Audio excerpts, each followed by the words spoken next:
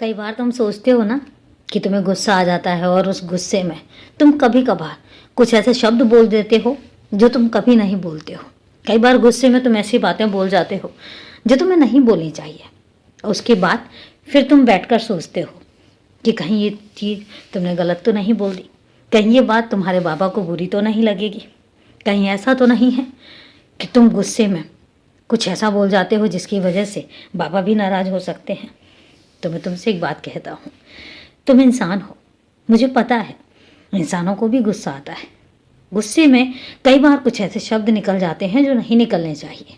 पहली बात तो मैं यही कहूँगा कि अपने शब्दों पर नियंत्रण रखो जितना हो सके। कोई भी आके तुम्हें कुछ भी कहेगा तो इसका मतलब ये नहीं है कि तुम गुस्सा होने लग जाओगे, नहीं, अपने गुस्से पर नियंत्रण करना सीखो। दूसरी बात, हाँ, इंसान हो, कई बार अगर कोई इंसान ऐसी बातें बोल जाता है जो तुम्हारी सहन शक्ति से बाहर हो जाती हैं तो तुम्हारे अंदर से भी कुछ ऐसे शब्द निकल जाते हैं। लेकिन इसका मतलब ये नहीं है कि मैं तुमसे नाराज़ हो जाऊंगा, क्योंकि मुझे पता है कि जब वो शब्द तुम बोलते हो तो उसके बाद तुम्हें खुद पछतावा होता है कि तुमने वो शब्द क्यों बोले, तुम्हें वो शब्द नहीं बोलने थे। तो जब तुम्हें ही एहसास हो रहा है कि वो शब्द तुम्हारे अंदर नहीं है, वो शब्द तुम्हारे नहीं है, ना वो शब्द तुम बोलना चाहते हो, तो फिर मैं तुमसे नाराज़ क्यों होऊंगा। बात तो तब है ना कि जब तुम कोई कुछ बोलो और तुम्हें उसका एहसास ही ना हो और तुम्हें ये लगे कि तुमने तो कुछ गलत किया ही नहीं।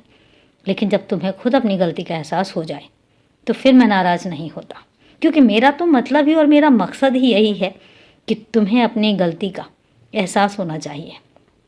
तुम्हें ये पता होना चाहिए कि कौन सी जगह पर तुम सही हो और कौन सी जगह पर तुम गलत हो। और इसलिए तुम ये बिल्कुल सोचना भी छोड़ दो कि तुम्हारा बाबा तुमसे नाराज़ होता है, क्योंकि मुझे पता है तुम बहुत समझदार हो और हर काम बहुत समझदारी के साथ करते हो। तुम किसी को शिकायत का मौका नहीं देना चाहते, ना मुझे पता है कि तुम आगे कभी दोगे, मैं जानता हूँ। और इसीलिए तुम खुश रहा करो हमेशा। और हाँ, तुम्हें अगर ऐसा लगता है कि भविष्य में तुम्हारे साथ कोई परेशानी हो सकती है तो सोचना छोड़ दो, भविष्य की चिंता करना छोड़ दो, क्योंकि भविष्य में तुम्हें कितना कुछ मिलने वाला है ये तुमने भी नहीं सोचा होगा। आने वाला साल तुम देखोगे कि तुम्हारे लिए मैं क्या क्या लेकर आता हूँ।